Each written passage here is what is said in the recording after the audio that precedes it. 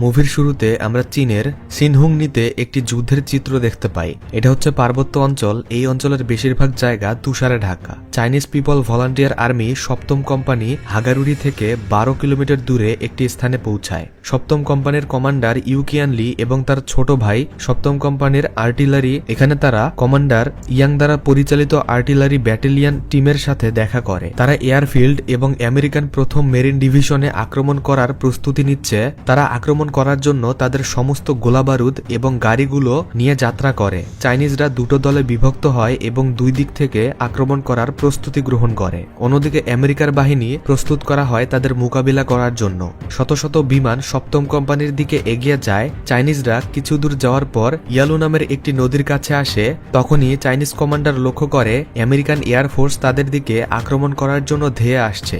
সাথে সাথেই কমান্ডার সব সোলজারদের নির্দেশ দেয় যে সবাই নিজ নিজ পজিশন থেকে তাদের মোকাবেলা করার জন্য প্রস্তুত হও। কিন্তু বিমানগুলো তাদের উপর এমনভাবে ফায়ারিং করে যে তারা কোনোভাবেই বিমানগুলোর সাথে পেরে ওঠে না। এরপর সেই বিমানগুলো দ্বিতীয় দলকে আক্রমণ করে আর সেখানে থাকা তাদের গাড়ি ও গোলাবারুদগুলো ড্যামেজ করে দেয়। চাইনিজরা এই রাগে ক্ষোভে শত শত সোলজার নিয়ে একযোগে তাদের উপর অ্যাটাক করার জন্য এগিয়ে যায়। তারা শেষ পর্যন্ত চীনের সীমান্ত পর্যন্ত আসে এবং সেই সীমান্তে পাড়ি দিয়ে মেরিন সেনাদের একটি লোকাল বেজে অ্যাটাক করে। তারা একের পর এক রকেট লঞ্চার এবং গ্রেনেড দিয়ে আমেরিকানদের ড্যামেজ করতে শুরু করে। অন্যদিকে আমেরিকানরাও কম কিসে, তারাও পাল্টা জবাব হিসেবে চাইনিজদের উপর প্রচুর পরিমাণে ফায়ারিং শুরু করে এবং রকেট লঞ্চার দিয়ে অ্যাটাক করে। চাইনিজ আর্মিরা একের পর এক আমেরিকান সোলজারদের শুট করে মারতে থাকে। সেখানে প্রচুর পরিমাণে চাইনিজ সোলজার থাকার কারণে আমেরিকানরা তাদের সঙ্গে পেরে ওঠে না। একের পর এক আমেরিকান সোলজাররা মারা যায়। চাইনিজরা ধীরে ধীরে বেজে ঢুকে পড়ে এবং একটি রকেট লঞ্চার দিয়ে তাদের পুরো অস্ত্রাগার ধ্বংস করে দেয়। এরপর সেখানে যে কয়েকজন আমেরিকান সোলজার জীবিত ছিল চাইনিজরা তাদেরকেও শুট করে হত্যা করে।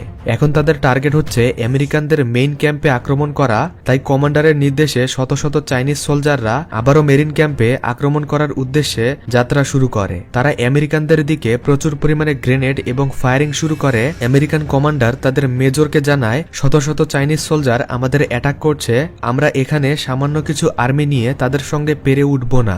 এখন আমাদের কাছে জীবন বাঁচানোর একটাই পথ খোলা আছে, আর সেটা হচ্ছে এখান থেকে আমাদের পিছু হটতে হবে। কিন্তু মেজর জানায়, শত্রুপক্ষের সামন থেকে দেশদ্রোহীরাই পিছু হটে, আমরা দেশদ্রোহী নই, আমরা দেশকে ভালোবাসি। তাই আমাদের শেষ নিঃশ্বাস থাকা পর্যন্ত আমরা চাইনিজদের সঙ্গে লড়াই করে যাব।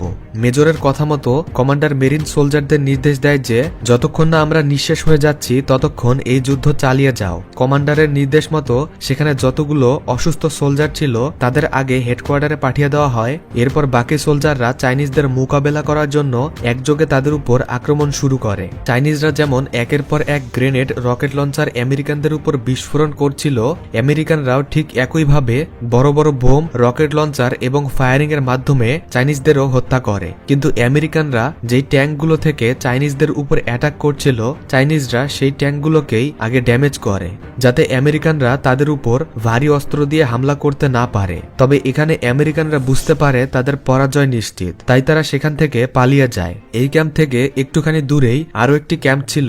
পালিয়ে যাওয়া সোলজাররা এখানে আশ্রয় নেয়। এবার চাইনিজ আর্মিরা তাদের সেই ক্যাম্পে আক্রমণ করার প্রস্তুতি নেয়। তবে আমেরিকানরা কোনোভাবেই চাইনিজদের সঙ্গে যুদ্ধ করতে চাচ্ছিল না, তাই তারা এখান থেকে পালিয়ে যাওয়ার চেষ্টা করে। এখান থেকে পালানোর একটাই রাস্তা, সেটা হচ্ছে একটি নদী আছে এবং সেই নদীতে নির্মিত ব্রিজের উপর দিয়েই তাদেরকে পালাতে হবে। চাইনিজ সোলজাররা তাদের এই ক্যাম্পে আসে। সুযোগ বুঝে কিছু সোলজার তাদের ক্যাম্পের সামনে থাকা একটি গ্যাস পাইপলাইনের নিচ দিয়ে তাদের ক্যাম্পে ঢোকার চেষ্টা করে।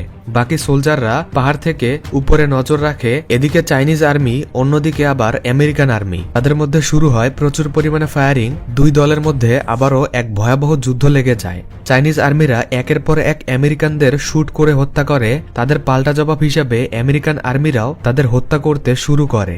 এবারে চাইনিজ আর্মিরা আমেরিকানদের সঙ্গে পেরে ওঠে না। তবে শেষ পর্যন্ত তারা সেই ব্রিজটায় একটা বোম বিস্ফোরণ করে ব্রিজের কিছু অংশ ভেঙে ফেলতে সক্ষম হয়। এরপর তারা প্রাণ বাঁচিয়ে একটি গুহায় আশ্রয় নেয়। তবে সেখানে আমেরিকানদের কয়েকটি প্লেন এসে তাদের উপর বোম্বিং শুরু করে, কিন্তু তারা গুহার ভিতরে থাকার কারণে তাদের তেমন কোনো ক্ষতি হয় না। অন্যদিকে আমেরিকানরা সেই ব্রিজটা মেরামত করছিল, যেটা দিয়ে তারা তাদের সমস্ত গোলাবারুদ এবং সমস্ত সোলজারদের নিয়ে পালিয়ে যেতে পারবে। এদিকে চাইনিজ কমান্ডার তাদের সমস্ত সোলজার নিয়ে একটি প্ল্যান করতে বসে। কমান্ডার বলে, আমরা আমেরিকানদের উপর কিভাবে অ্যাটাক করলে তাদেরকে সহজেই হারাতে পারবো। তখন একজন সোলজার কমান্ডারকে সেই ব্রিজের ম্যাপ দেখিয়ে বলে, আমরা প্রথমে এই ব্রিজে আক্রমণ করব।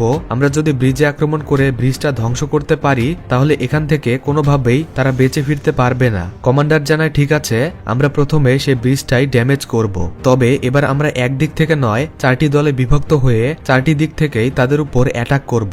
কমান্ডারের কথা মতো সবাই 4টি দলে বিভক্ত হয় এবং তারা বিভিন্ন জায়গায় অবস্থান নেয়। চাইনিজদের এরকম প্ল্যান আমেরিকানরা বুঝতে পেরে তারা তাদের grenade, rocket launcher, heavy machine gun সহ সমস্ত ফায়ারিং সিস্টেম অ্যাক্টিভেট করে। চাইনিজরা রাতের বেলা চুপি চুপি সেই ক্যাম্পের দিকে এগোতে থাকে। প্রথমে একটি দল সেই গ্যাস পাইপগুলো নিচ দিয়ে ক্যাম্পের ভিতরে প্রবেশ করার চেষ্টা করে। এরপর চাইনিজ আর্মিরা কিছু গ্রেনেড তাদের ক্যাম্পের দিকে ছুঁড়ে মারলে সেগুলো বিস্ফোরিত হয়, ফলে সমস্ত আমেরিকানরা অ্যালার্ট হয়ে যায়। এদিকে চাইনিজ আর্মিরা গ্যাস পাইপে একটা বিস্ফোরণ করে পাইপের ভিতরে ঢুকে পড়ে। তারা এই পাইপের ভিতর দিয়ে আমেরিকানদের দিকে অগ্রসর হয়। তারা সেখানে একটি ঘরের মধ্যে কয়েকজন আমেরিকান সোলজারকে হত্যা করে এবং একটি বোম বিস্ফোরণ করে বেরিয়ে আসে। এরপর চাইনিজ আর্মিদের একটি দল সেই পাইপের ভিতর দিয়ে আবারও প্রবেশ করতে যাচ্ছিল। ঠিক তখনই একজন মেরিন সোলজার পাইপের ভিতরে একটি গ্রেনেড ছুড়ে দেয়। তবে একজন চাইনিজ সোলজার সেই গ্রেনেডের উপরে ঝাঁপিয়ে পড়ে, যেন বিস্ফোরণের ফলে সে মারা গেলেও বাকি চাইনিজ আর্মিরা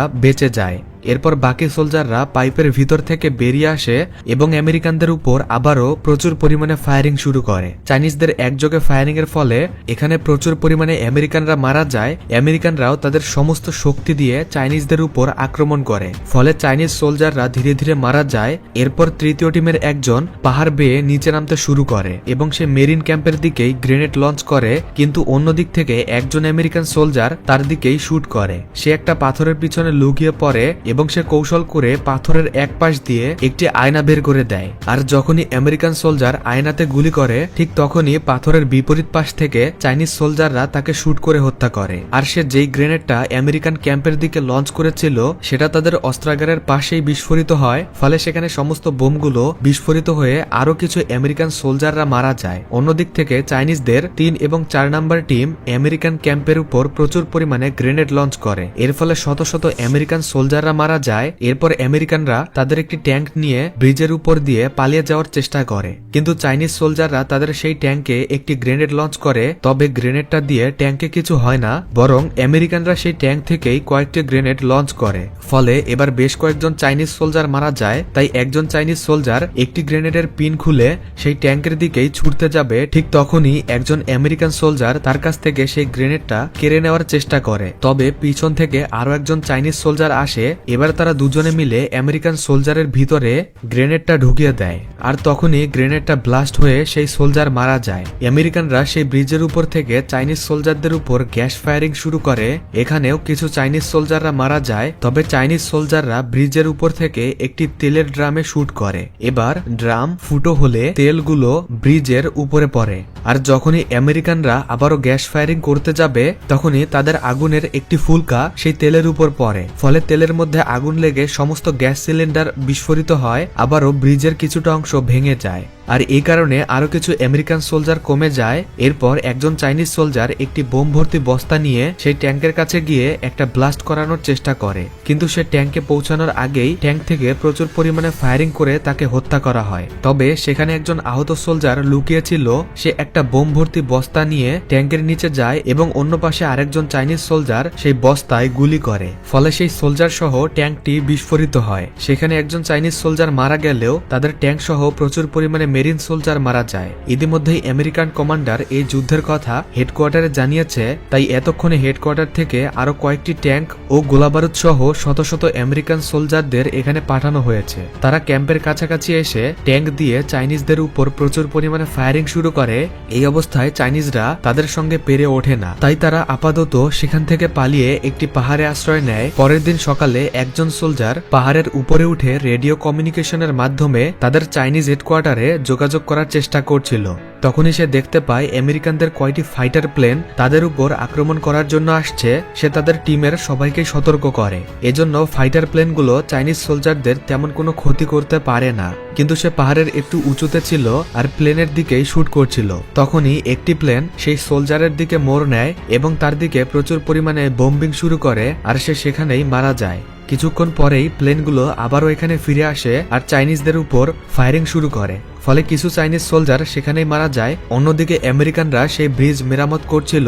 আমেরিকানদের আরো কয়েকটি ফাইটার জাহাজ তাদের রেস্কিউ করার জন্য এখানে আসার উদ্দেশ্যে রওনা দেয়। এদিকে চাইনিজদের আর মাত্র 8 জন সোলজার জীবিত আছে, আর তাদের কাছে বেশি গোলা বারুদও ছিল না। তাই এবার তাদের প্ল্যান হচ্ছে 2 জন সোলজার পাহাড়ের উপরে যাবে, একজন একটি গাড়ি পাহাড়ের উপরে নিয়ে যাবে এবং সে গাড়িতে আগুন ধরিয়ে ব্রিজের উপর এনে ব্লাস্ট করবে। অন্যজন পাহাড়ের উপর থেকে ব্রিজের উপর এসে সেখানে একটি মিসাইল ব্লাস্ট করবে, আর বাকি 6 জন তাদের সামনে থেকে অ্যাটাক করবে, যেন পিছনের 2 জন খুব সহজেই মিশন সম্পূর্ণ করতে পারে। তাদের প্ল্যান মতো 2 জন সোলজার পাহাড়ের উপরে ওঠে। যখনই তারা 2 জন অ্যাটাক করার সংকেত পায়, তখনই গাড়িতে থাকা সোলজার তার গাড়িটা ব্রিজের উপর এনে ব্লাস্ট করে। অন্যদিকে বাকি 6 জন সোলজার তাদের সামনে থেকে অ্যাটাক করে, কিন্তু সেখানে প্রচুর পরিমাণে আমেরিকান সোলজার থাকার কারণে এখানেই তাদের মৃত্যু হয়। যে সোলজারের পাহাড়ের উপরে এসে মিসাইল ব্লাস্ট করার কথা ছিল, সে ব্রিজে আসা মাত্রই মিসাইলটা তার হাত থেকে ব্রিজের একটি ভাঙা অংশে আটকে যায়। তবে আমেরিকানরা তাকে আত্মসমর্পণ করার জন্য একটা সুযোগ দেয়, কিন্তু চাইনিজ সোলজার তাদের কাছে আত্মসমর্পণ করে না, বরং সেই মিসাইলে একটি শুট করে সেটাকে বিস্ফোরণ করে। ফলে আবারও একটি ব্রিজে সেই ভাঙন সৃষ্টি হয়। চাইনিজ সোলজার ব্রিজ থেকে নিচে পড়ে গেলে সে দেখতে পায় ব্রিজের নিচে আরো একজন চাইনিজ সোলজার জীবিত আছে। সেই সোলজার তাকে সহ একটি পাথরের পিছনে আশ্রয় নেয়। পরের দিন আমেরিকান সোলজাররা তাদের 2 জনকে সেখানে সেন্সলেস অবস্থায় খুঁজে পায় আর তাদের উপর গ্যাস ফায়ার করে, যার ফলে 2 জনেই পাহাড়ের উপর থেকে নিচে পড়ে যায়। কিন্তু তাদের মধ্যে একজন সোলজার জীবিত ছিল। ইতিমধ্যেই এই যুদ্ধের খবর চাইনিজ হেডকোয়ার্টারেও পৌঁছে গিয়েছে। তাই চাইনিজ হেডকোয়ার্টার থেকে শত শত সৈনিক পাঠানো হয়। তারা এখানে আসতে আসতে সমস্ত চাইনিজ সোলজাররাই মারা গিয়েছে। তবে বাকি যে সোলজার জীবিত আছে সে ঠিকমতো দাঁড়ানো দূরেরই কথাই বলতে পারছে না। কিন্তু সে সব চাইনিজ সোলজারদের দেখতে পায়, তাই সে একটি ফাঁকা গুলি করে যেন চাইনিজ সোলজাররা তাকে খুঁজে পায়, এবং সমস্ত ঘটনা সে চাইনিজ সোলজারদের বললে তারা আমেরিকানদের আসা সেই জাহাজগুলোর উপর আক্রমণ করে। ফলে জাহাজগুলো নদীতেই ডুবে যায় আর সেখানে থাকা সমস্ত আমেরিকান সোলজাররা মারা যায়। শত শত চাইনিজ সোলজারদের প্রাণের বিনিময়ে তারা এই বিজয় অর্জন করতে সক্ষম হয়। এরপর সব চাইনিজ সোলজাররা নিজেদের বিজয় উল্লাস করতে শুরু করে, আর তাদের একটি আনন্দঘন পরিবেশের মধ্য দিয়েই এই সত্য ঘটনার উপর নির্মিত মুভিটির সমাপ্তি ঘটে।